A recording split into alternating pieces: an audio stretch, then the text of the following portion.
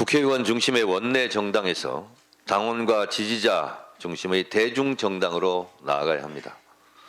오늘 발표된 여론조사 꽃에 의하면 민주당 지지율이 전화면접 7.2%, ARS 8.9% 빠졌습니다.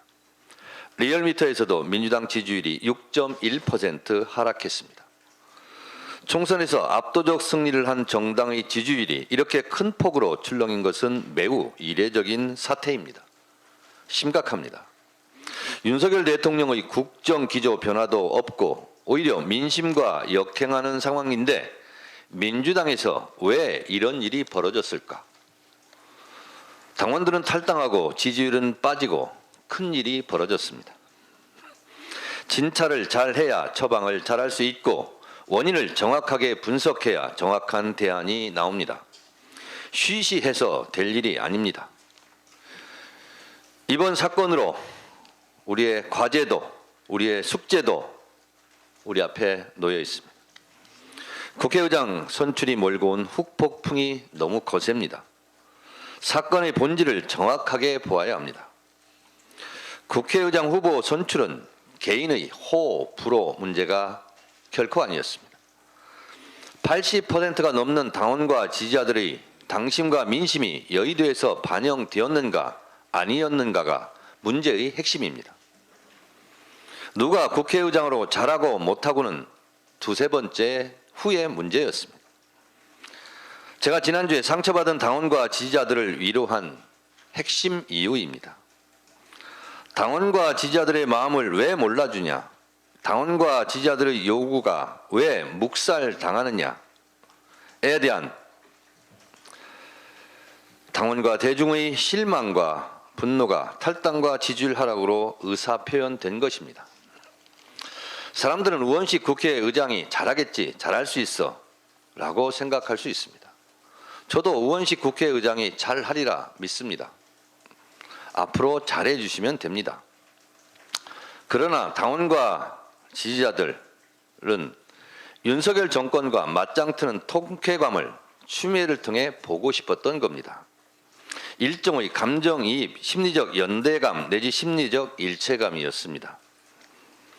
2016년 20대 총선에서 정청래가 컷오프 되었을 때도 지지율이 크게 빠졌고 당원과 지지자들이 항의 전화, 항의 시위가 빗발친 적이 있습니다. 더 유세단으로 광주 송정시장에서 지원 유세를 할 때 한 40대 당원이 저를 끌어안고 울면서 했던 말이 지금도 생생합니다. 의원님, 저 같은 당원은 필요 없다는 거죠. 제가 컷오프 당한 겁니다. 그렇습니다. 이게 바로 심리적 연대감, 심리적 일체감입니다. 지금 민주당원과 지지자들은 자신이 떨어졌다고, 자신들의 자존감이 외면당했다고 추미애 탈락에 감정이입이 된 것입니다. 그런 당원과 지지자들이 80% 이상 된다고 저는 추측합니다. 당원과 지지자 80%의 이런 상실감과 배신감을 치유해야 합니다.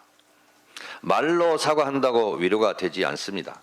근본적인 제도 개선, 시스템 전환을 연구하고 토론해야 합니다. 말로만 당원이 주인인 정당이 아니라 실제 당원 당규로 보장해야 합니다. 우리끼리 결정한 일을 왜 자꾸 당원들이 시어머니 노릇을 하려고 그래? 라고 불만인 국회의원들이 있다면 이는 시대의 변화에 둔감한 문화 지체 현상입니다. 당내 엘리트주의를 배격해야 합니다. 당원의 권한을 더 확장하고 그것을 제도화해야 합니다. 새로움은 항상 낯설음을 수반합니다. 민주당원과 지지자들은 공천혁명과 총선 승리를 우리 손으로 일궈냈다는 자부심이 충만했습니다. 여기에 찬물을 끼얹은 겁니다.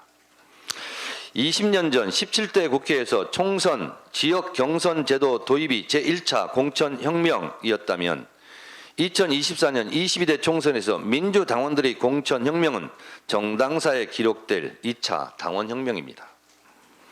이제 20년 전에 도입된 원내 정당에서 당원과 지지자 중심의 대중정당으로 틀을 바꿔야 합니다. 여의도 국회도 당원과 지지자들의 견제를 받아야 합니다. 나라의 주인인 국민이 주인 노릇 하듯이 당의 주인인 당원이 정당의 주인 노릇을 제대로 할 수 있는 제도 변화가 필요합니다. 모든 개혁은 저항이 뒤따르고 불편합니다. 지금은 일방적 하향식 정보 전달 체계의 군부 독재 시절이 아닙니다. 실시간으로 쌍방향으로 지식과 정보가 전달되는 정보의 평준화 시대입니다. 국회의원의 정보 독점 시대, 내 권한 내 마음대로 하는 시대는 이미 끝났습니다. 오히려 지식과 정보의 양이 더 많은 당원들이 불꽃 같은 눈동자로 국회의원들의 일거수일투족, 정치적 의도와 속셈을 꿰뚫어 보는 시대가 됐습니다. 당원은 당의 주인 자격증을 이미 갖고 있습니다. 인간지사 세옹지마라고 했습니다. 총선 승리 후 민주당의 지지율이 이렇게 큰 폭으로 빠질 줄 누가 알았겠습니까? 당원과 지지자들에게 민주당이 이렇게 회초리를 맞을 줄 누가 어떻게 알았겠습니까? 원내 정당에서 당원과 지지자 중심의 대중 정당으로 당원이 진정 당의 주인인 정당으로 실제 환골탈퇴하는 것이 이번 사태의 정확한 처방전임을 명심해야 할 것입니다. 진정 당원이 주인인 정당을 만들어야 합니다. 병은 드러내야 합니다. 숨기면 더 큰 병이 됩니다. 이제 다 드러내놓고 전당원 토론을 시작해야 할 시점이 왔습니다. 당원이 최고다. 당원이 최고위원이다. 88번째 방송 시작하겠습니다. 지금 제 앞에 세 분 나와 계십니다. 정청래 민주당 수석 최고위원 나오셨습니다. 네, 정래입니다. 자, 그리고 그 옆에 황정화 대전 유성을 당선자 더불어민주당 대변인 인재영입 유코 나오셨습니다. 어서 오십시오. 네, 안녕하십니까. 황정화 대변인입니다. 예, 그다음에 김용만 경기 하남을 당선자 더불어민주당 원내부대표 인재영입 8호 나오셨습니다. 네, 반갑습니다. 원내부 대표 김용만입니다. 예. 자, 황정화 대변인은 이제 막 충남 컨퍼런스 막 최고위원회 사회도 보시고 막 이공계가 갖는 그 평상시 잘 안 해본 거 아니에요? 그런 거는? 맞습니다. 힘드시죠? 예. 아니요, 재밌던데요. 아, 그렇구나. 그리고 당원이 최고다 컨퍼런스 어제. 자, 네, 자, 두 분 당선된 이야기는 이따가 조금 이따 하시고 정청래 최고의 좀 전에 그 영상을 보면 저는 그런 생각했거든요. 지지율이 빠진 건 어마어마한 현상이에요. 그 민심이 완전 출렁했다는 거고 우리가 이런 방송 하다 보면 어떤 경우는 꽃 같은 경우는 8% 정도 빠져버리는 경우는 정말 10년에 한번 볼까 말까 하는 어마어마한 현상이거든요. 근데 이거를 숨기고 봉합한다고 되는 게 아니라 토론을 통해서 차라리 이렇게 일찍 터진 게 나았다라고 할 정도의 상황이 오히려 더 민주당한테 약이 될 수 있다 이런 생각을 하고요. 우리 정청래 최고께서 저런 발언 지금 페이스북 썼고 금요일 최고위원회의 발언 오늘 발언 아예 통째로 그냥 이 이야기를 하신 이유가 뭡니까? 지지율이 빠질 것으로 예상을 했습니다, 제가. 근데 중간중간 당내 탈당 카운트를 보면서 이거 진짜 심각하구나. 그래서 오늘은 이게 아니었으면 김건희가 나타났다. 이걸 가지고 하려다가 그렇죠. 아침 8시에 출근하자마자 제일 오랫동안 고민해 쓴 글입니다. 이게. 원래는 한 20-30분에 쓰고 가는데 1시간 내내 썼어요. 이걸. 고민해가지고. 명문장이었습니다. 그런데 제일 큰 문제는 이런 심각한 위기 상태가 됐는데 이것이 위기인 줄 모르는 국회의원이 너무 많은 게 더 큰 위기입니다. 그래서 이런 진짜 위기다. 그리고 당원과 지지자들이 왜 분노하는지를 국회의원들이 좀 알았으면 좋겠다. 당원들은 다 알고 있기 때문에 그래서 국회의원 좀 들으라고 한 얘기예요. 저게.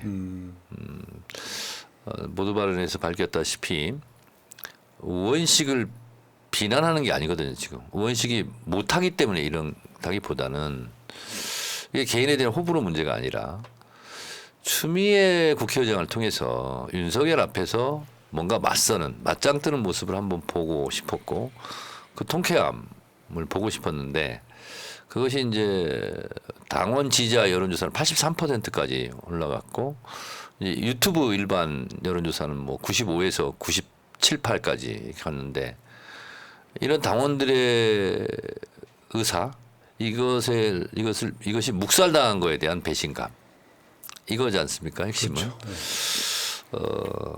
그것을 정확하게 좀 얘기하고 싶었어요. 근데 실제로 국회의원들은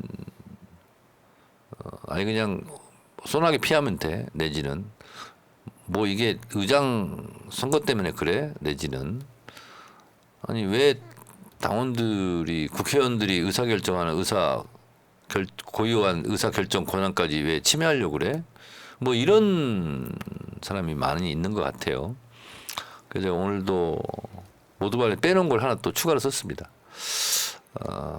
어떤 국회의원에 대한 지지는 지지하고 마는 것이 아니라 요구권까지 같이 갖고 있다. 근데 이 반대는 국회의원들이 나를 지지하고 더 이상 나한테 요구하지 마. 너희들은 지지만 해. 이런 태도는 곤란하지 않느냐. 그리고 타임머신을 타고 갈 수는 없지만 시간차로 본다면 이런 거예요. 제가 비공개 때 이런 얘기 했습니다. 만약에 당원과 지지자들은 국회의장 추미애를 통해서 통쾌감을 맛보고 싶었는데 나는 국회의원 되고 나서 의장 선거가 있을 때 추미애 안 찍고 의원식 찍을래요 라고 공개했다라면 과연 당원과 지지자들이 선거운동 했을까? 그런 사람들은 떨어지지 않았을까? 그러니까 지지자들은 화장실 갔다 왔다 이거지. 이제 우리들 의견을 무시해도 된다 이거지. 여기서 느끼는 배신감. 이런 것이 너무 컸다. 그리고 상처와 분노가 너무 크다 지금. 제가 20년 동안 정치를 하면서 단일 사건으로 이렇게 지지율이 빠진 것이 이번이 처음입니다. 저도 처음 봤어요. 네. 매우 심각한 상황이다. 원래 이제 제가 민주당 지지율 빠지는 거는 방송에서 언급 안 하는 걸로 유명하거든요. 추세가 될까봐. 근데 그건 외부적 요인이고 이건 내부적 요인이라서 오늘도 시사 방송에서 그 지지율이 빠진 거를 공개를 하는 상황 다 아시긴 하지만 그만큼 엄중한 상황인데 저는 시점이 이렇게 일찍 터져서 오히려 더 다행일 수도 있다라고 생각해요. 근데 처방이 잘못되면 나중에 그냥 봉합하고 가면 안 되는 상황. 다행히 우원식 국회의장 후보께서 처음에는 정청래 최고한테 갈라치기라고 하셨다가 오늘 입장이 좀 바뀌셨죠. 그러니까 추미애 후보가 그 몫을 내가 같이 하겠다. 그 메시지가 처음 나왔었어야 돼요. 우리들 입장이 좀 아쉽죠, 그게. 며칠 동안 주변에서 그런 의사를 전달한 걸로 알고 있습니다. 네. 근데 그렇다 보니까 이게 어떻게 보면 큰일이라면 큰일일 수 있고 근데 결국 지지율로 말하는 거거든요. 현대 정치라는 게. 그 지지율에서 그러니까 정말 경천동지할 만한 상황이 벌어졌다는 건 이 사태가 그냥 잠깐 하루의 논란으로 끝날 문제가 아니었구나라고 인식하게 된 거라는 생각이 들어요. 근데 여기 총대 메고 있는 우리 정청래 최고가 좀 어떻게 보면 불쌍할 때도 있어요. 왜냐하면 이런 부분에는 뭔가 공방과 논란이 계속되면 공격도 심해지기 시작하거든요. 근데 저는 솔직히 말씀드리면 제 뇌피셜인데 요거는 이재명 대표의 뜻이라고 저는 생각해요. 어제 그 충청 컨퍼런스를 보니까 이재명 대표가 당대표니까 할 수 없는 말을 스킵하고 다른 이야기를 하시더라고요. 그게 저는 느껴졌거든요. 그러니까 논란이 될 만한 이야기는 걸러내는 과정에 이제 논리가 약간 점핑하는 느낌? 처음에 두 분한테 죄송한데 조금 말 더 하면 하여튼 우원식 국회의장 후보가 당선되고 나서 제 방에서 한참 생각을 했습니다. 이거 큰일 났다. 이거 어떻게 감당하지? 그래서 일단 누구라도 나타나서 욕을 먹는 사람이 필요하다. 욕바지가 필요하겠다. 그래서 제가 페이스북에 쓴 겁니다. 나를 욕하라 일단. 그리고 당원들이 생각할 때는 이런 사태가 벌어지면 제일 친한 사람, 제일 눈에 띄는 사람을 욕하게 돼 있어요. 그게 나 아니겠느냐. 그래서 썼는데 제 페이스북 역사상 댓글이 600 몇 개 달렸는데 거의 600개가 다 욕입니다. 정청래 너도 꺼져. 근데 그 타이밍은 그런 타이밍이잖아요. 그러니까요. 그런 욕을 먹으려고 자체에서 쓴 거예요. 그래서 좀이라도 분이 풀릴 수 있다면. 그래서 화가 나면 화날 시간이 필요하고요. 슬픔과 분노가 있을 때는 슬픔과 분노를 표출할 시간이 필요하거든요. 그리고 대상이 필요합니다. 예전에 제가 지금은 여러분들 기억이 흐릿하겠지만 선거 부정, 수개표 뭐 이런 거 가지고 당사로 사람들이 몰려왔어요. 당원과 지지자들이. 그래서 제가 일부러 갔어요. 저를 욕하라고. 왜냐하면 당사에 갔는데 아무도 안 나왔다 그러더라. 국회의원 코빼기도 안 보이네. 이러면 안 되잖아요. 누구든지 가서 거기서 욕을 먹는 사람이 필요하거든요. 그래서 제가 욕받이로 또 그때 갔었어요. 그래서 뭐 저를 엄청 막 욕하다가 의원님을 욕할 게 아닌데요. 원래 또 그런 거예요. 네, 그런 거잖아요. 그랬었고 그 다음 날은 제가 이 자리에서 분명히 말씀드리지만 저는 우원식 의원을 공격하거나 비판한 게 아니에요. 저는 상상을 못했습니다. 그냥 지지자들에 대한 분노 표출에 대해서 사과, 위로 이런 거였어요. 그런데 좀 잘못 받은 것 같아. 근데 갈라치기라는 표현은 너무 나가신 거죠. 네.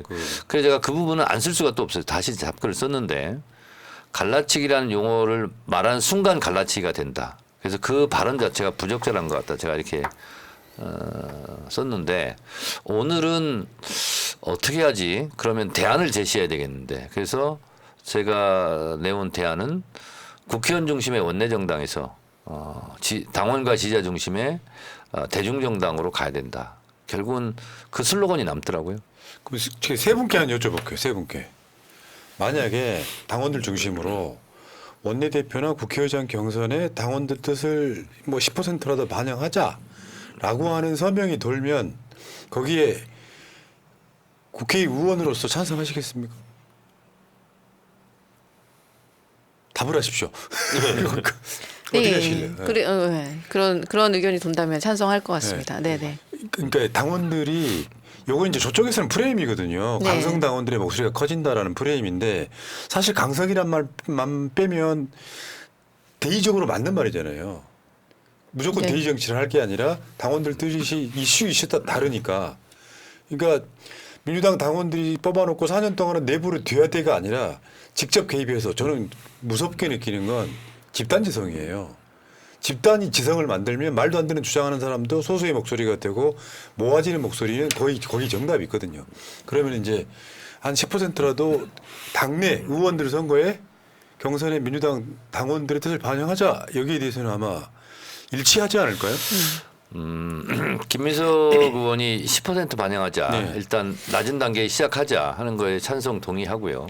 그리고 실제로 제가 오늘도 주장했습니다만 국회의원들이 지식과 정보의 양이 일반 고관여층 당원들보다 훨씬 떨어지는 경우가 많습니다.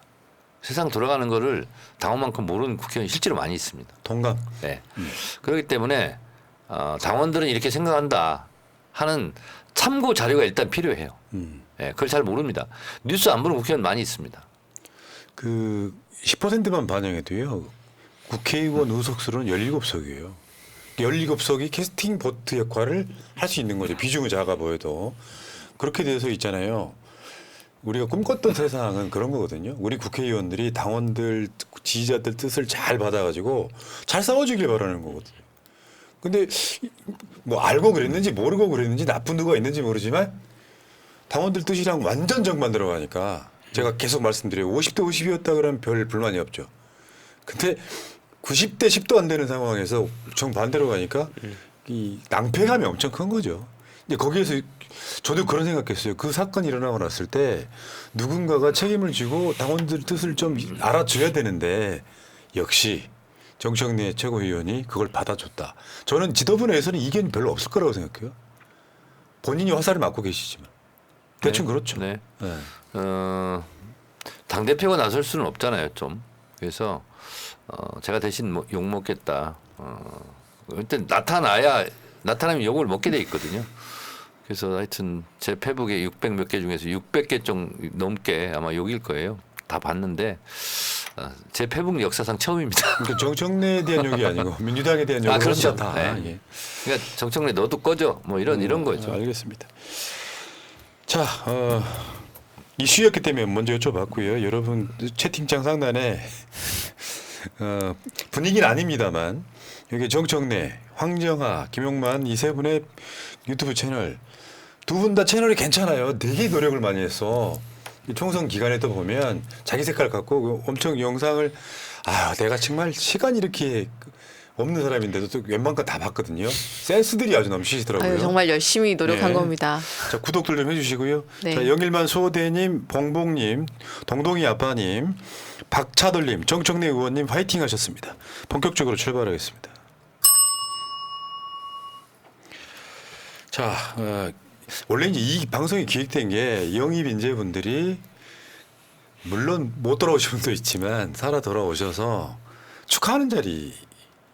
근데 이제 지금 매주 이슈가 생기니까 좀 근데 한번 축하는 좀 짧게라도 해야 되겠죠. 그래서 자 일단 황정화 당선자 한번 보겠습니다. 지금 이게 초미의 관심사인 지역구였잖아요. 민주당 출신이었던 이상민 씨가 당을 바꿔서 출마했을 때 황정화 후보가 사실 이게 이견이 없었어요. 사실은 이거는 초반에 여론조사 몇 개 나왔었는데 아예 그게 안 되니까 나중에는 여론조사가 아예 안 나오더라고요. 지금 59.76% 대 37.19%. 야, 20% 차이가 더 났네요. 선거운동 쉽게 하셨겠어요? 아니요, 절대 쉽지 않았습니다. 아. 죽다 살아났다고 생각합니다. 진짜 왜요? 이유가 뭔데? 아시겠지만 제 지역구가 일단 당선 감사, 예, 네. 저를 뽑아주신 지역구 저희 유성을 지역, 예, 저희 구민 여러분들께 정말 진심으로 감사드리고요. 네, 뭐 제가 잘나서 된 게 아니라 저희 당원 동지 여러분들께서 그만큼 저와 지지해 주시고 성원해 주신 덕분에 제가 여기에 살아 돌아올 수 있었다고 생각하고 있습니다. 저는 아시다시피 5선에 원래 민주당 옷을 입고 계셨던 분이 현역 의원으로 현재 계시고요. 예. 그런 땅에 제가 지금 갔기 때문에 그리고 이제 그분이 국민의힘으로 탈당을 하시면서 지역에 이제 시의원, 구의원 동반 탈당을 전부 하셨기 때문에 조직이 무너졌었겠네. 예. 그래서 제가 그 땅에 던져졌을 때는 아무것도 없어요. 허허 벌판에 혼자 서 있는 것 같았거든요. 그래서 뭐 일단 캠프를 꾸리긴 꾸려야 되는데 선거 경험이 있는 사람이 저희 캠프에 한 명 정도밖에 없었습니다. 다 아마추어들, 저도 아마추어인데 전부 다 잘 모르는 상황에서 일단 일정은 굉장히 급박하게 돌아가고 있었고요. 그러니까 매일매일 해야 될 일이 굉장히 많았는데 캠프 자체가 굉장히 인원이 완전히 미니 캠프였어요. 저희 캠프가. 그래서 사람들이 굉장히 걱정을 많이 했습니다. 황정화가 이걸 해낼 수 있을 것인가. 저도 지금 사실상 정치의 세계에 입문한 상황이었는데 이거를 가이드해줄 누군가가 노련한 누군가가 없는 상황에서 계속해서 치열하게 매일매일 전투를 치러야 되는 상황이었기 때문에 그래서 굉장히 힘들었는데 네, 그게 제일 힘들었죠. 사람이 너무 없어가지고 아이고. 보통은 이제 시의원, 구의원들께서 같이 조직을 같이 캠프 꾸려주시고 이렇게 같이 선거운동을 하셔야 되는데 인원수가 절대적으로 부족했습니다. 저희 캠프가. 그럼에도 불구하고 한 사람 한 사람이 일당백에 정말 전투를 치렀다고 생각하거든요. 필요한 모든 역할들이 있었었는데 그 역할을 한 명이 여러 역할을 할 수밖에 없는 상황이었어요. 뭐 SNS도 하고 선거가 나가서 뛰기도 하고 돌아다니기도 하고 그 모든 것을 거의 한 명이 멀티플레이어가 돼가지고 혼자 다 해내야 되는 상황이었고요. 저도 마찬가지였고 그래서 하다 보면 실수를 할 수도 있고 처음 하는 일이다 보니 실수가 나오기도 하는데 그러면 굉장히 욕을 먹게 되더라고요. 그렇게 특히나 언론 대응 같은 게 좀 그랬었는데 인터뷰 요청 너무 많이 오는데 그거를 이제 하기가 한 사람이 감당하기가 처음에 공부 한 명이었는데 너무 쏟아지는 그 언론 기자들께서 콜백을 하지 않으면 굉장히 이제 버릇이 없다 뭐 이렇게 얘기하시고 아무튼 사람과 사람을 대하는 게 굉장히 어려웠습니다. 그래서 긴장이 굉장히 많이 되는 일이었어요. 그러니까 내 인생이 지금 완전히 바뀌는 그 시점에 네. 우주항공에서는 대한민국 최고의 전문가, 최고 권위자인데 정치에서는 완전 초짜다 보니까 네. 시행착오를 겪었다. 그래서 힘들었다. 네, 많은 시행착오를 겪었고요. 그 와중에 이제 조금씩 폭발적으로 성장할 수밖에, 강제적으로 성장을 당할 수밖에 없는 상황이었어요. 근데 그 실제로 우주항공 분야의 최고의 전문가가 된 사람은요. 이쪽에 와도 금방 적응을 해요. 그 정도의 순발력과 머리는 있는 거죠.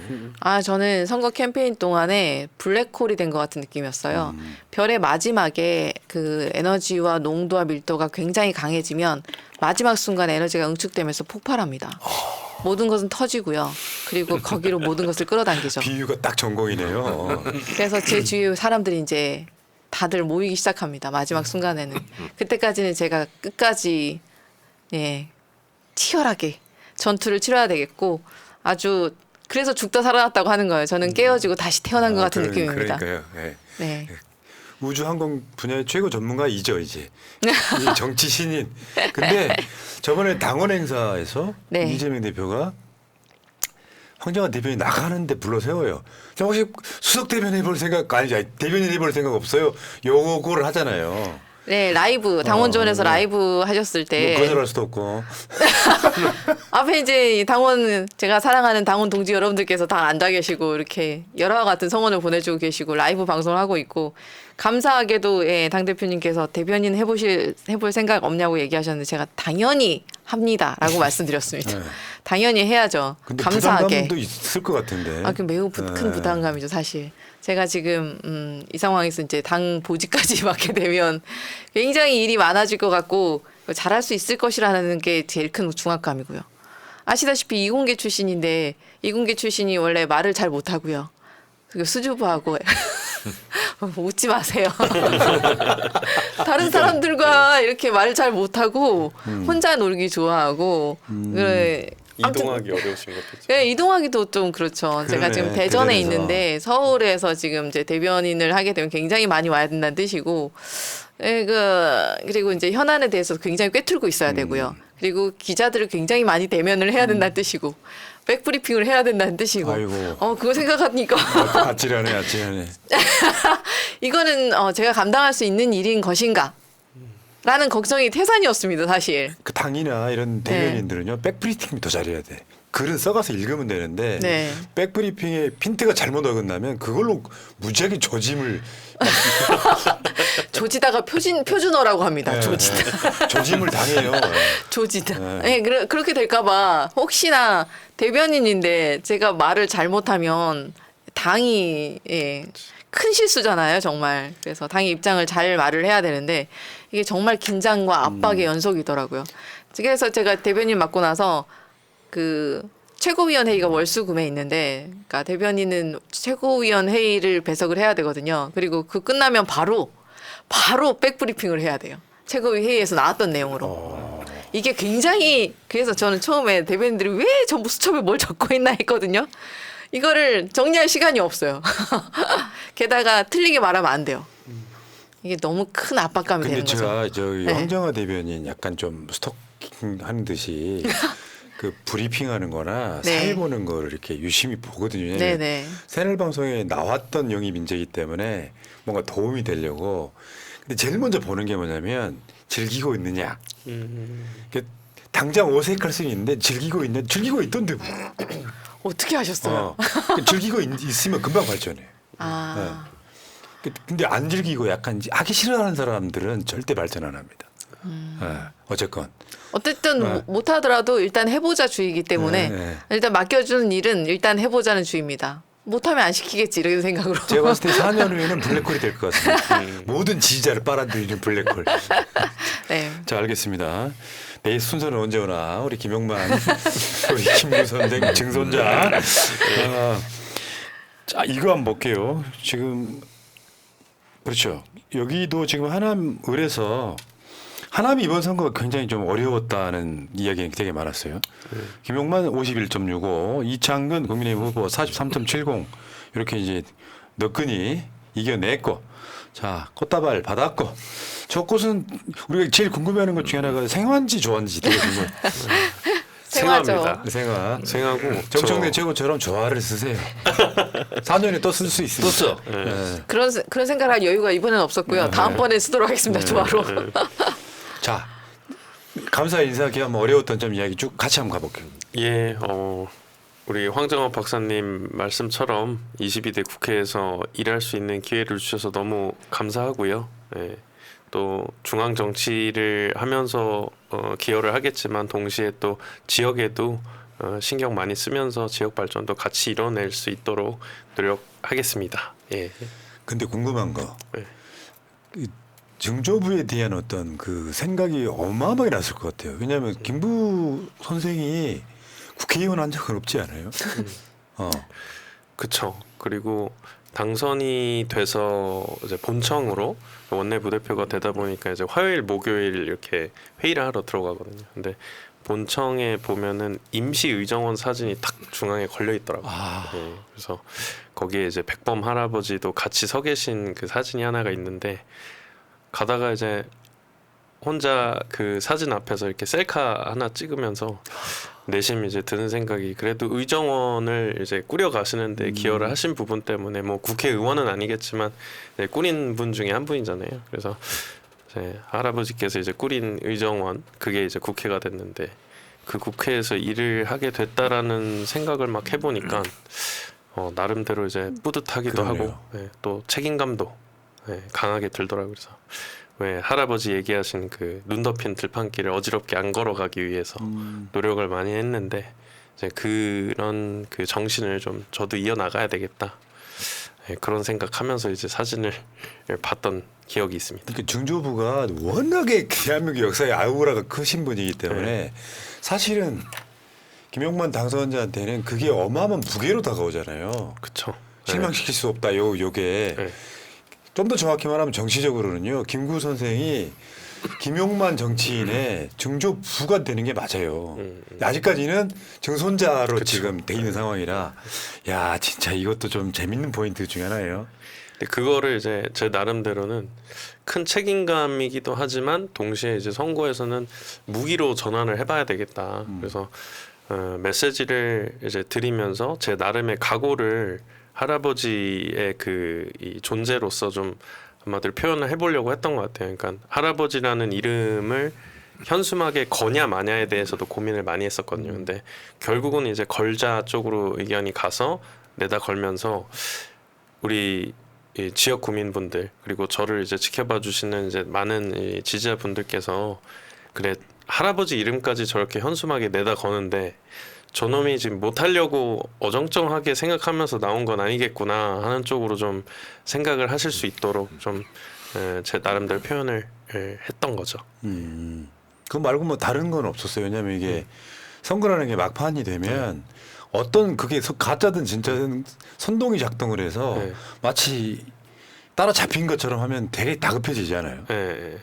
그 어려움이라는 부분에 있어서 보니까 다들 있으셨는데 저는 그 선거 과정에 들어가기 전에 공천 단계에서 좀 일단 처음에 굉장히 힘들었어요. 그게 이번에 하남이 이제 분구가 됐지 않습니까? 그래서 갑을로 나뉘어졌는데 이제 갑에 이제 추미애 장관님이 가셨고 을에 제가 갔는데 어떤 이유에선가 지역에서 이제 을 지역에는 단수 공천으로 뭐 영입 인재가 온다더라 뭐 이런 얘기가 이제 지역에 이렇게 소문으로 퍼졌었나 봐요. 그리고 갑 지역은 이제 경선을 할 건데 이제 그 지역에 계셨던 분들이 이제 준비를 막 하셨던 거예요. 근데 갑자기 이제 양쪽 다 단수 공천이 탁 내려가면서 엄청난 반발이 있었어요. 그 이야기 네. 있었어요. 저도 그걸 아는 게 네. 추미애 장관 인터뷰를 요청을 했는데 하남 분위기가 말이 아니라고 더군다나 추미애 지역구는요 보수세가 엄청 강한 곳이에요. 근데 거기서 막 그런 식으로 동요가 일어나면은 그 옆에 영향을 같이 받는단 말이죠. 네. 네. 근데 이제 결국은 그게 이제 거꾸로 돼서 어차피 둘 다 단수 공천 됐으면 갑 추미애 장관님하고 을 저기 김용만 밀어낸 다음에 경선으로 좀 할 수 없냐 이런 얘기들도 많이 나왔다고 하더라고요. 이제 선거 끝나고 알아서 그런 부분 때문에 초기에 선거를 열심히 이제 딱 치러야 되는데 좀 우리 정청래 최고위원님도 말씀하셨지만 화를 내야 되는 기간이 있더라고요. 그리고 화를 받아야 되는 기간이 또 있더라고요. 이게 내 잘못이고 아니고를 떠나서 어쨌든 화가 나 있는 분들의 이제 욕을 한번 받고 난 다음에 서야 이제 조금씩 이제 활동을 할 수 있어가지고 그거 받는 게 일단 좀 힘들었고 선거 과정에서는 이제 좀 상대 후보의 악의적인 이 허위사실 유포 이런 것들 때문에 또 좀 힘들었습니다. 알겠습니다. 야, 다 스토리가 있고. 근데 이제 이 약간 좀 이렇게 좀 어설픔이 4년 후에는 굉장한 노래방으로 바뀔 거예요. 물론 이제 그 중에 일부는 아주 일부는 이거 적성 안 맞아 못하겠다고 나가는 사람이 있습니다. 자, 저도 어려움이 많았습니다. 왜냐면 저는 국민의힘에 누가 올지 몰라가지고 에이 뭐 근데 우리가 만든 그러다가 저거가 있잖아요. 국민의힘 아무도 안 오면 어떡하지? 이런 걱정이 많았습니다. 왜안 한동훈이 온다고 물어봤냐고 그랬다가 지금. 하태경이 또 온다고 뭐 또 언론에서 뭐 그런 얘기가 있다가 그 대한민국에서 정청래 마포를 이길 사람은 딱 한 사람이 있었다고 내가 방송으로 수번 이야기했어요. 이재명 대표가 가면 그러면 이재명 대표를 피해서 개항을로 가면 되니까 뭐 이런 상황이었어요. 네. 자, 알겠습니다. 그러면은 시간 관계상 두 분께 질문을 두 가지를 한꺼번에 드릴게요. 국회에 들어가면 가장 중점적으로 하고 싶은 일하고 지역구에서 내가 뭘 해야 된다. 이거를 짧게 좀 말씀해 주십시오. 이번에는 김용만 당선자부터 해주십시오. 네. 오늘 방송 전에도 우리 푸나님이랑도 얘기를 했는데 여론조사 에서 진행했던 내용 중 하나가 지금 윤 정권의 한일 관계에 대해서 이제 있었는데 그냥 일관되게 저자세로 나가고 있다가 58%인가가 나왔고 이제 그런 것이 국익에 도움이 되냐라는 게 도움이 되지 않는다가 60% 이상이 이제 나온 걸로 알거든요. 그래서 이제 지역의 선거를 치르면서 아무래도 지역에서 필요하신 부분들에 대해서 귀를 기울이게 되다 보니까 처음에 이제 영입 인재로서 이 역사 분야, 이 한일 관계 같은 부분을 이제 챙겨야 되는 부분도 희석이 되더라고요. 그래서 이제 지역에도 굉장히 신경을 많이 써야 되겠다라고 생각을 하고 있다가 다시 그래도 영입 인재로서의 역할을 해야 되니까 이제 들어가게 되면 어찌됐든 민주당에서 불러주셨었던 그 큰 목적의 그 역사 부분에 대한 일을 우선적으로 해야 되겠다. 하고 나서 지역을 또 이제 같이 챙겨야 되겠지만 그런 것 때문에 말씀드렸었던 지금 여전히 제가 영입 전에도 그렇고 영입 과정에서도 그렇고 영입 이후 선거 때도 계속된 굴종적인 이 외교, 이 대일 굴종 외교가 있고 또 역사와 관련된 왜곡 시도들이 많습니다. 또 일본은 또 그 과정에서 독도가 또 일본 땅이라는 얘기도 많이 하다 보니까 그 부분을 어찌됐든 우선적으로 역사 왜곡 방지법, 뭐 유사하게는 우리 독일의 그 홀로코스트 부정 방지법 같은 것들이 있죠. 그리고 5.18 특별법에서도 5.18에 대해서 이제 잘못된 얘기를 하게 되면 처벌하는 조항이 있듯이 그런 비슷한 맥락의 법안을 빨리 준비를 하고 싶고요. 그리고 지역에서 하고 싶은 거는 물론 신도시 제가 이제 하남은 이제 신도심인데. 뭐 교통, 교육 이런 부분들에 대한 문제는 이미들 많이 알고 계셔서 어떻게 추진해야 되는지도 이제 많이 알려드렸고요. 그거는 뭐 각 후보들도 다 비슷하게 이제 갖고 간 부분이라 해서 넘어가고 제 나름대로 만들어 보고자 했던 게 우리 하남 을 지역에 이미 인기가 많은 장소들이 많습니다. 근데 다 개별적으로 조금씩 알려져 있는데 그 아주 유명한 이 장소들을 이렇게 묶어가지고 하나의 세트로 만들 수가 있겠더라고요. 그렇게 되면은 새로운 가치들이 많이 창출이 돼서 다들 그 과거에는 새로운 걸 만들어 보려고 하고 뭐 엄청난 비용을 투자해가지고서는 아직까지 존재하지 않는 어떤 새로운 거를 이제 만든다 했으면 저는 기존에 있던 것들을 더 좋게 만들어서 연결을 짓는 걸로 좀 지역을 발전시켜 보겠다라는 메시지를 많이 드렸어요. 그래서 그거에 대한 이제 기대감이 좀 생기셨습니다. 지역 구민들이. 그래서 그런 부분 그래서 역사와 관련된 것 하나, 지역에서는 지역에 있는 기존의 요소들을 연결하는 것 하나 이렇게 두 가지 잘한다. 할 겁니다. 혹시 미사리는 갑이 을이에요? 을입니다. 을 네. 본인 지역군에 예. 미사리 우리 젊었을 때는 많이 갔던 것이고 황정아 당선자도 많이 가봤을 것 같아요. 미사리를요? 안 가보셨어요? 안 가봤는데. 진짜 공부만 했구나. 재미없는 사람. 자, 황정아 우리 대변인 한번 볼게요. 지금 국회 가면 가장 중점적으로 하고 싶은 일하고 이것만큼 해결하겠다. 지역 현안하고.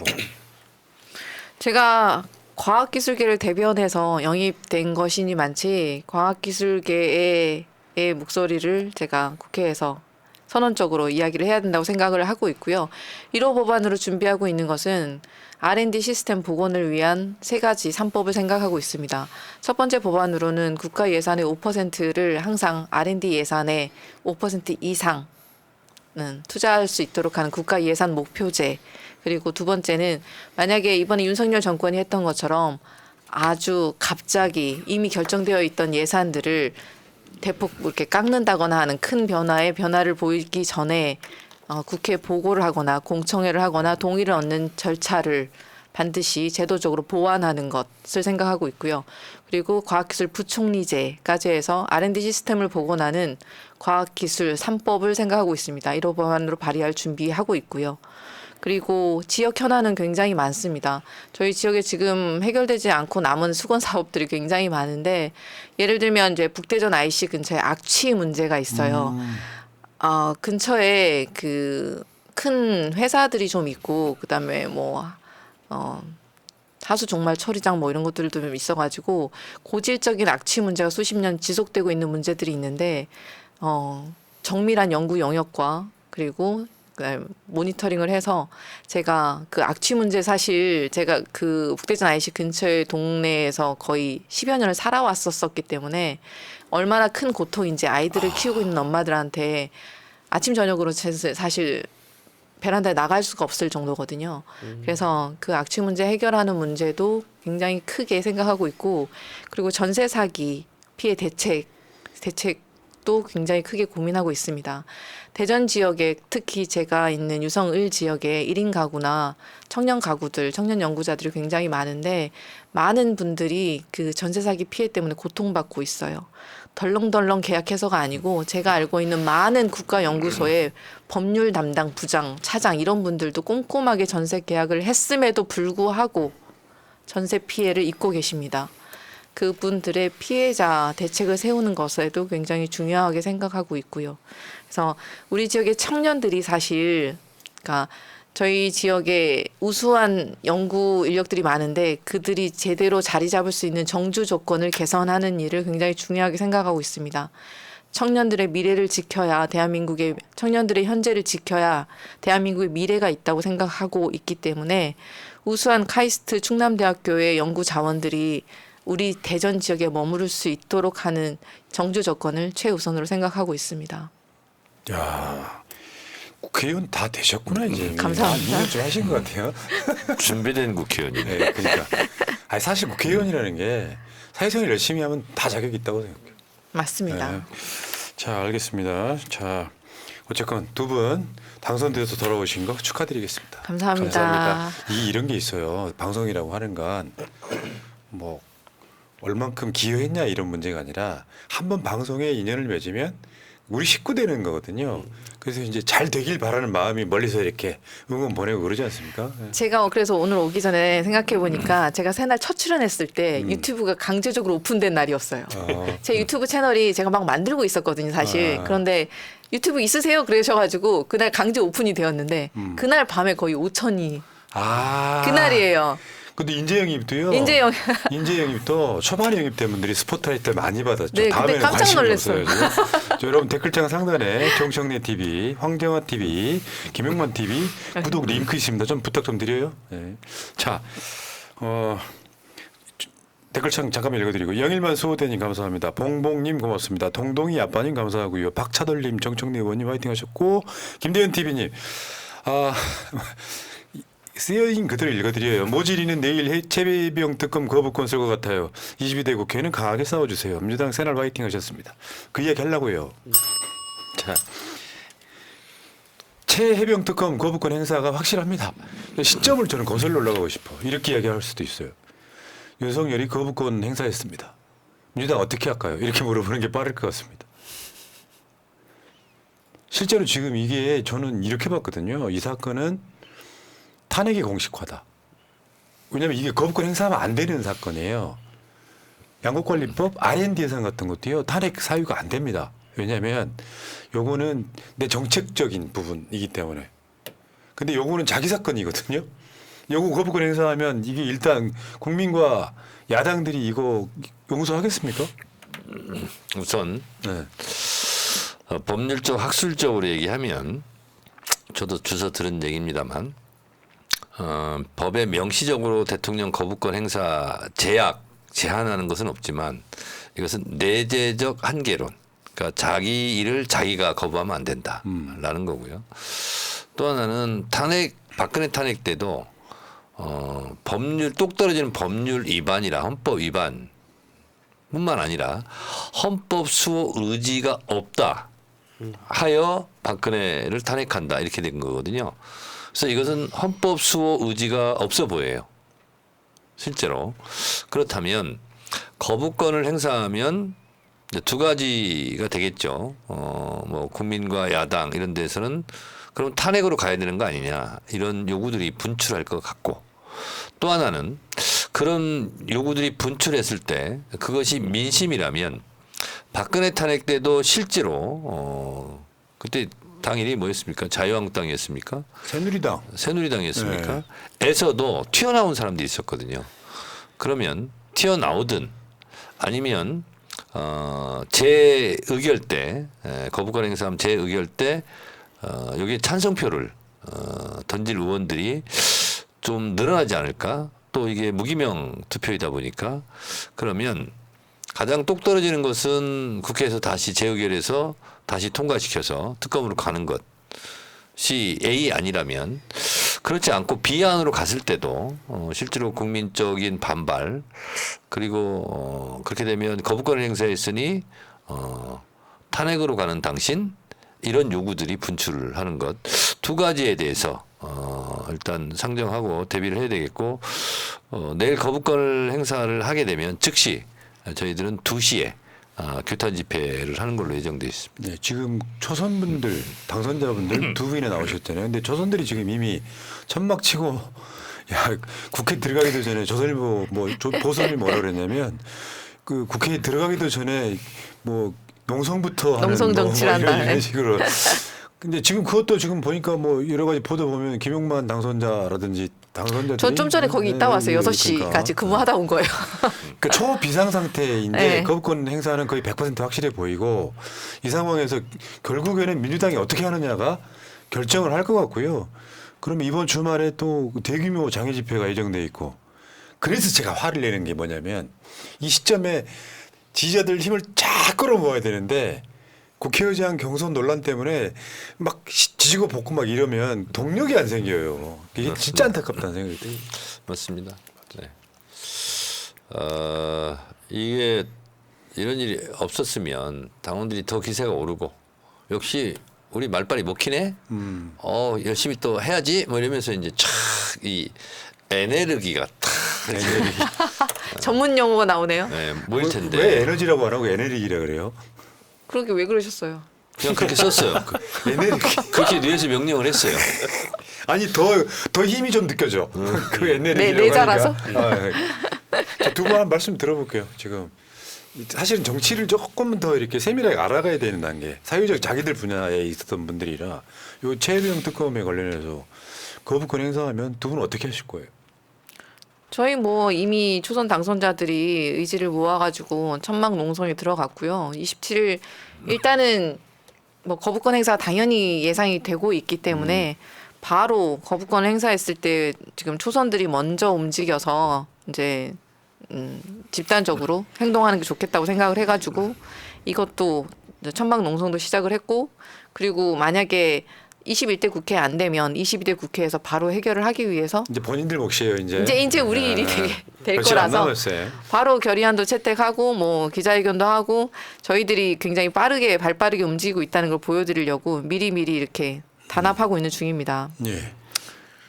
그리고 뭐 보수 언론에서 농성부터 배우고 시작을 한다고 얘기를 하는데 아니, 누구는 뭐 농성부터 배우고 시작하고 싶은가요? 더워 죽겠는데 그건 천만 아니죠. 원이지. 이렇게 더운 땡볕에서 뭐 농성장에 있고 싶지 않죠. 다들 이제 초선 당선자 분들 입장에서는 지역 일정도 많으시고 부대진 비례대표도 꾸려야지. 많은 상태에서도 어찌 됐든 이 상황이 이렇다 보니까 우리가 필요에 따라서 움직여야 되는 부분이 만들어진 거를 안 할 수도 없는 입장인 거죠. 그래서 해야 되는 상태가 나타나지 않았으면 저희도 편안하게 배울 거 배우고 가면 되는 건데 그렇지 않은 것 때문에 움직이는 거고요. 그리고 이제 21일 얘기를 이제 하셨는데 내일 제가 알기로는 초선 그 당선자들 일정이 있어요. 뭐 저희 연찬회가 내일 있는데 종일 있는데 네, 그게 지금 이제 중요한 게 아니다. 네. 이미 농성을 시작한 걸 보면은 지금 우리 민주당 초선 당선자분들의 이 마음이 어느 정도 이제 전달이 되잖아요. 그래서 연찬회가 있음에도 불구하고 말씀 주신 것처럼 만약에 거부권을 행사한다면 지금 연찬회가 중요한 게 아닙니다. 나가가지고서는 당연히 이제 규탄 무슨 연찬회죠? 국회 제가 알기로는 사무처에서 국회, 하고는 네. 당선자 전체 여야 할 것 없이 다 같이 국회의장 초청 연찬회가 있습니다. 그래서 교육도 있나요? 교육도 있어요. 네. 아침 9시 반부터 오후 5시 반까지. 그래서 바로들 나가가지고 이제 규탄에 이제 참여를 할 거고요. 뭐 또 통계지만 만약에 이번에 또 거부권 행사한다 그러면은 56%가 이건 탄핵 사유가 된다라고도 오늘 여론조사 나왔죠. 네, 얘기를 하시잖아요. 그러니까 이미 민심은 정해져 있는 부분들이 있기 때문에 반드시 고려를 해야 될 거라고 저는 생각을 하고요. 윤석열 대통령이. 그리고 또 우리 민주당이 해야 할 일이라고 하면 진짜 국민의힘에 분명히 이 생명에 대한 존엄을 생각하는 분들이 있으리라고 저는 정말 믿고 싶어요. 제가 정말 어리석은 생각이라고들 비판할 수도 있지만 부디 진짜 좀 어찌됐든 이 비공개 투표기도 하고 반드시 그런 부분을 좀 생각해 주시기를 좀 호소드리고 예. 싶고 호소드려야 되겠죠. 네, 그러니까 아까 여론조사는 있잖아요. 자동응답 같은 경우는 탄핵 사유 된다 62.1%, 안 된다가 34.6밖에 안 돼서 거의 2배 정도 나오고 있고 아까 말씀하신 수치는 전화 면접 이 경우인데 저는 이 상황에서 정청래 이제 사실상 대한민국 최고의 정치 천재 아니겠습니까? 물어보고 싶은 게 20일 거부권 행사, 25일 대규모 장애 집회, 그리고 국회 마지막 본회의, 네, 28일. 재의결 네. 통과될 가능성도 있지요. 있습니다. 통과돼도 문제예요. 윤석열한테는. 통과 안 돼도 문제예요. 두 가지 다요. 똑 떨어지는 것은 이제 뭐 국회 재의결에서 다시 특검을 가게 되면 거기서 오는 또 여러 가지 폭풍 여러 가지 뭐 것들이 있을 수 있고 또 거부를 하면 대중적 분노를 자극하게 되고 그렇게 되면 아마 정치권에서도 또 뉴스에서도 탄핵이라는 용어가 뉴스 기사에 많이 도배가 될 것 같습니다. 그 또한 나쁘지 않다. 그래서 윤석열로서는 A 안으로 가든 B 안으로 가든 둘 다 별로 본인한테는 맞아요. 좋지 않은 일이 벌어질 것 같아요. 그리고 우리가 목적이 있고 목표가 있고 도구와 수단이 있고 일정이 있잖아요. 가는 길이 있고 그래서 가는 지점은 결국은 국민들이 점점 탄핵으로 가는 것을 요구하게 되는 계기가 또한 되지 않을까 그런 생각이 들고 그리고 제도권 정당에서는 자제했던 용어가 탄핵이거든요. 근데 그럴 필요 없어. 이제 마구 쓰자 뭐 이렇게 나올 것 같아요. 제 느낌적인 느낌으로는 그렇습니다. 저는 그 중에 또요. 재의결 되는 것이 윤석열한테 조금 더 유리해요. 그러니까 51대 49 정도인데 이게 만약에 거부권 행사에서 이게 부결까지 되는 순간 지금 당선자분들 다 22대 바로 들어가잖아요. 말일 날에. 네. 그럼 여러분들 이마에 탄핵이라고 쓰고 가는 거예요. 모든 국회의원한테 그런 임무가 주어진 거거든요. 차라리 통과시키는 것이 훨씬 왜냐하면 또 특검도 고르시기 전에 대통령이. 그리고 이 정권이 또 대통령실 핵심들이 정말 이 아마추어라는 것이 너무 속보이는 일 많이 하잖아요. 제가 며칠 전에 초선 의원 워크숍 강의를 하면서 대중정치는 팩트, 의도, 태도에 유의해야 된다 이렇게 얘기를 한 적이 있거든요. 너무나 의도가 뻔한 의도가 들켜. 그렇지. 검찰 인사 딱 하고 그리고 다 날려버리고 김건희 또 나타나고 이거 있잖아요. 너무 누가 봐도 예측된 경로잖아 이거. 그럼 너무 이거 그렇죠. 너무 아마추어야. 뻔한 거지, 뻔한 거지. 뻔한 거지. 의도가 읽혀버리는 건 잘못된 거예요. 정치에서는. 그러면 그래서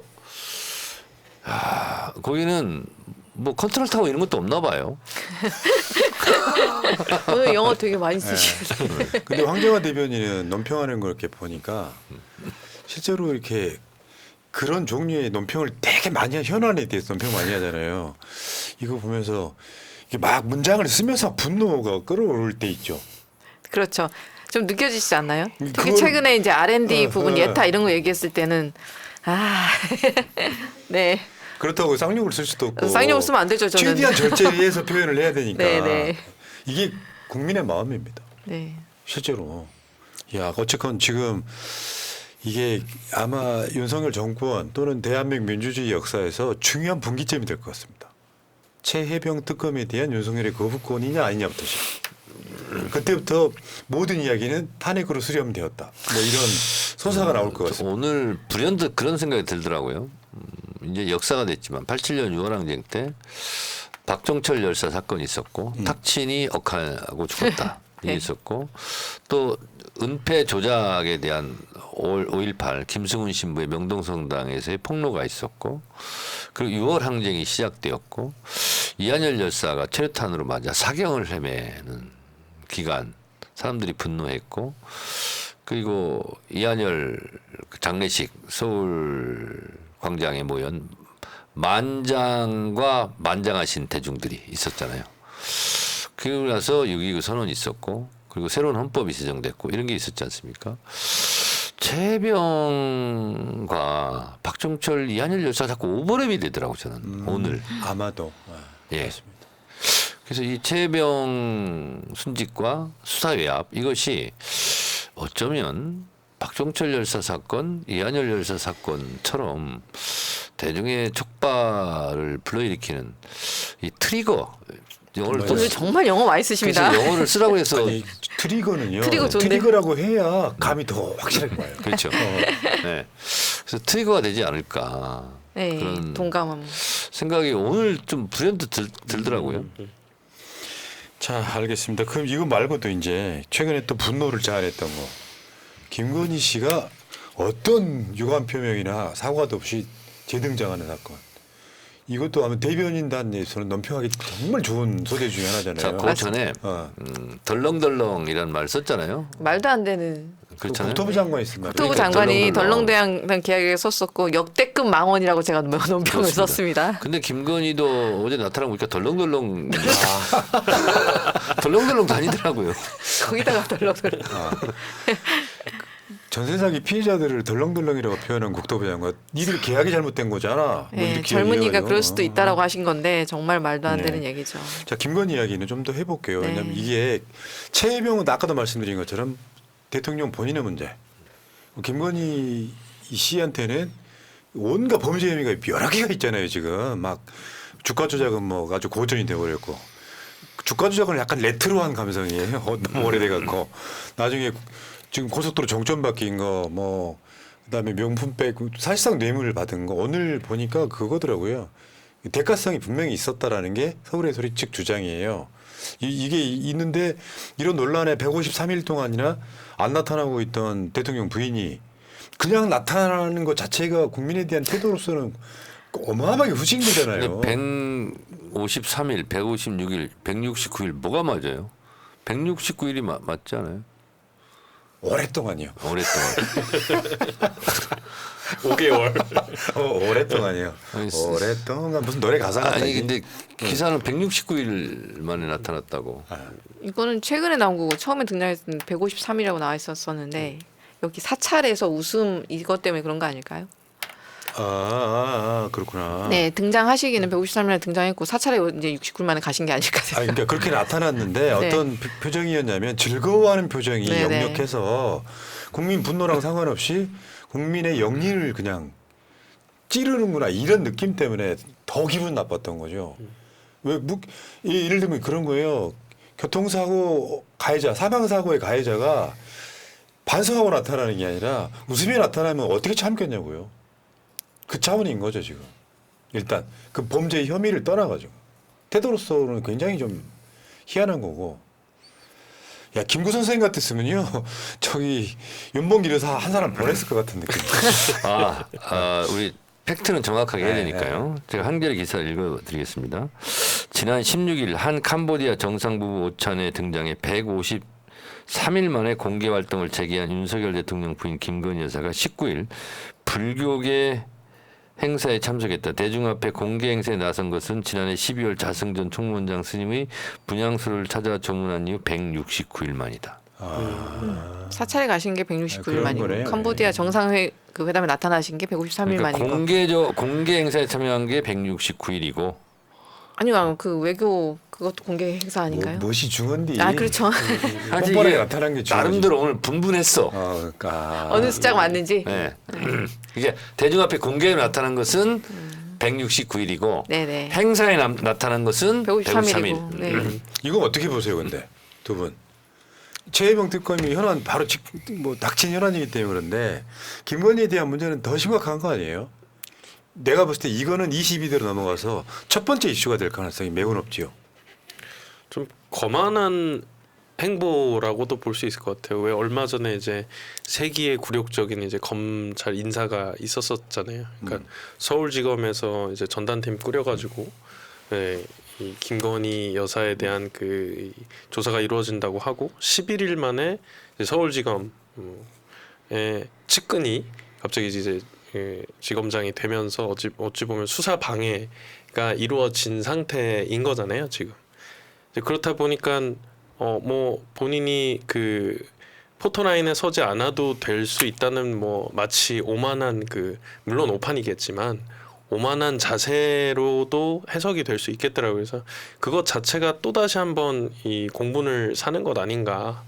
이제 그렇게도 저는 보이더라고요. 그래서 사람들이 그렇게 이제 다 인사적으로 막아놨으니까 뭐 이래저래 공격당할 방법 이제 차단시켰고 이제 또 다시 한번 내 맘대로 하겠다. 약간 이렇게 이제 읽히는 것 때문에 맞죠. 더 화가 나는 좀 그런 포인트가 있는 것 같아요. 그러니까 딱 한 문장으로 하면 그거 아니야. 국민을 바보로 하나. 방탄 이 느낌 방탄 때문에 검찰. 그 이재명 대표한테는 수년간 이재명 방탄이라는 말을 썼잖아요. 네. 실제로 이 사람들은 그냥 뭐 검찰을 앞에 세우는 방탄을 딱 하면서 국민들을 속이는 것 같은 느낌. 이번에 그 문화재 반환한 것도요. 실제로 고생하신 분은 해문스님이세요. 거기 요새 김건희 씨가 뭐 어떤 역할을 했는지 모르겠지만 원래 그 해문스님이 굉장히 오랜 시간 동안 그거 반환 받으려고 노력을 한 거죠, 사실. 아니 사리 반환하고 뭐 불교계에서 또 뭐 직장도 하는 건 그렇다 치고 정말 국민들 살이 나오겠어요. 진짜. 네. 아, 그 얘기 오늘 나왔어요. 아 그랬어요? 진짜 국민들한테 살이 나오겠다. 살이 반환이 문제가 아니라. 네. 사리에 맞지 않는 일을 많이 하잖아. 어떻게 안 나오시나 했어요. 아니 이 지점은 없었으면 좋았을 것을 이미 저질러졌어. 네, 이미 저질러졌어. 박찬대 생각하면서 한 거. 예. 생각해보면 박찬대 정청래 이 두 양반들이 말장난을 너무해. 어떻게 참고 계신지 모르겠어요. 그러니까. 많이 참고 있습니다. 알겠습니다. 예. 뭔가 장난하고 싶어서 계속 생각하고 있었을 수도 아니 있어요. 좀 밥마저 떨어지고. 자, 근데 그럼 오늘 한 김건희 번밖에 안 부부는 하셨잖아. 지금 초선 당선자분들의 몫인 것 같아요. 당장 이제 5월 말에 개원하면 그때부터는 아마 이 이슈가 가장 크게 부상할 가능성이 높다. 이렇게 보고. 적체된 특검법들이 어찌나 많은지 네, 그러니까요. 할 일이 너무 많아요. 그러면 또 조중동 그렇게 쓰죠. 특검 만능주의. 모든 걸 특검으로 하겠다는 민주당 이렇게 나옵니다. 왜냐하면 검찰을 못 믿으니까 생기네요, 자기가. 수사기관을.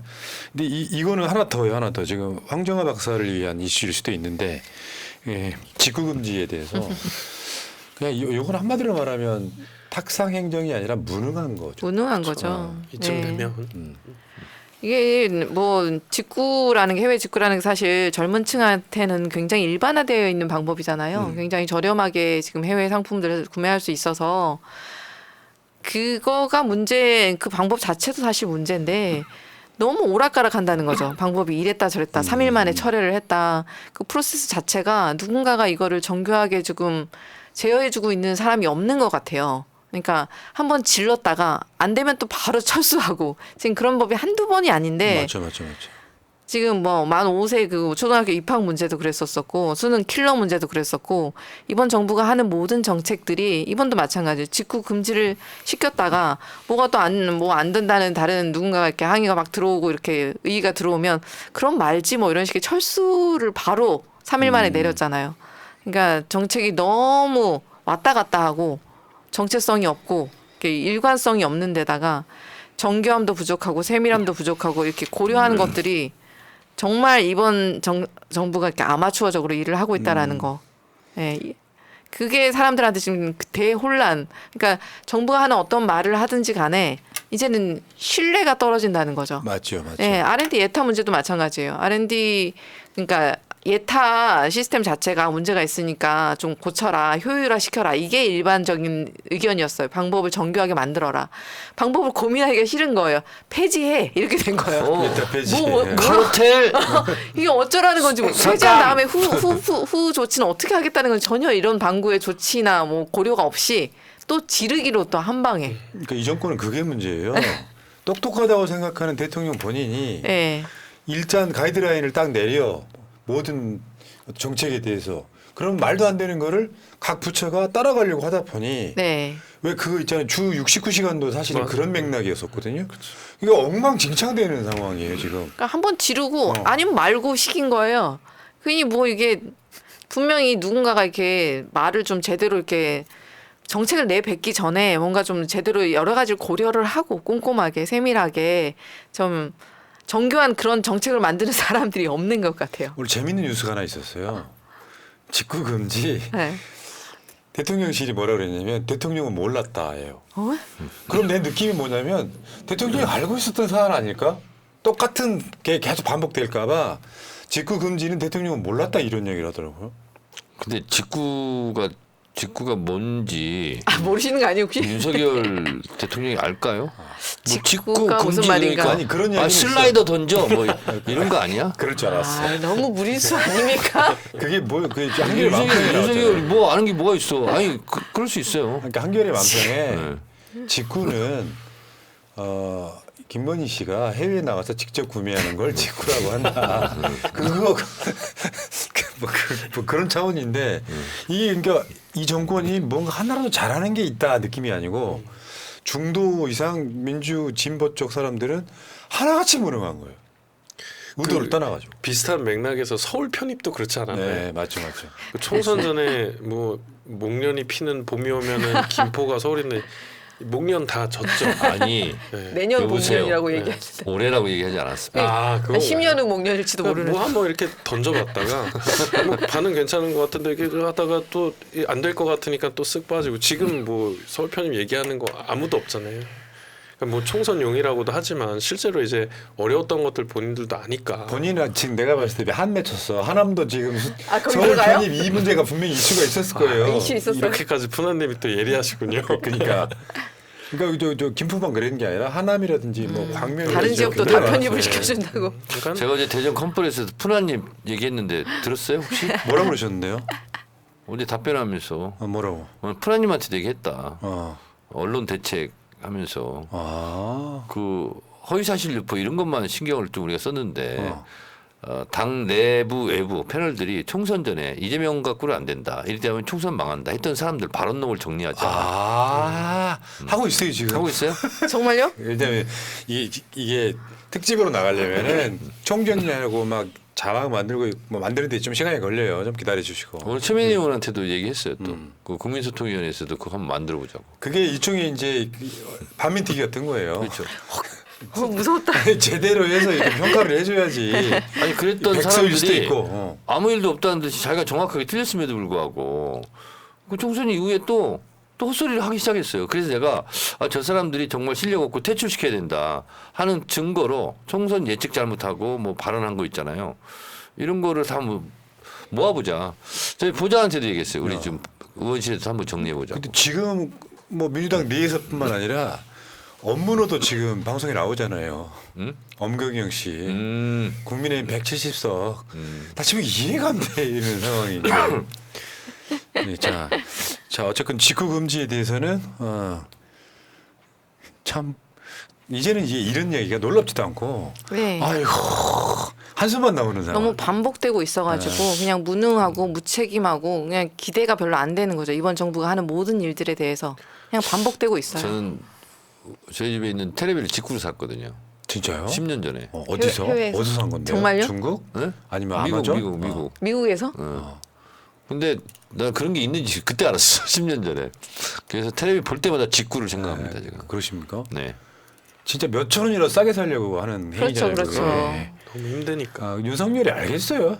해보지 않았을 네, 거예요. 뭐 아니 해보지 않고 떠나서 그런 사람들 알겠어요. 지금 이게 절차 얼마나 힘드는데 그거 하려면. 아니 국민과의 토론회야 하는데 다 수의계약으로 해서 평균 1억 4천씩 쓰는데 근데 그 과정이 더 슬픈 게 이제 점점 대통령실에 대한 기대치가 자꾸 내려가고 있잖아요. 근데 그러면 사실 안 되는 거잖아요. 우리 국민들이 진짜 위임한 그 힘을 갖고 나라를 잘 이끌어라 우리 대신에 이런 건데 결국은 지금 국민들이 대통령을 선출하고 국민들이 계속 괴로워하면서 국민들이 대신 이제 고쳐나가고 싸우고 있는 그 모습을 보고 또 기대치가 계속 낮아지면서 바라지 않는 모습들 사실 그러면 안 되잖아요. 계속 네. 높아서 잘하기를 이제 부추겨야 되고 대신해서 진짜 열심히 일을 해서 우리 삶을 좀 더 낫게 만들어야 되는데 점점 이런 일이 반복되면서 그냥 마음을 놓게 되고 뒤돌아서게 되고 이런 모습을 보는 게 좀 아쉬운 것 같아요. 아까 질문 아까 드렸었잖아요.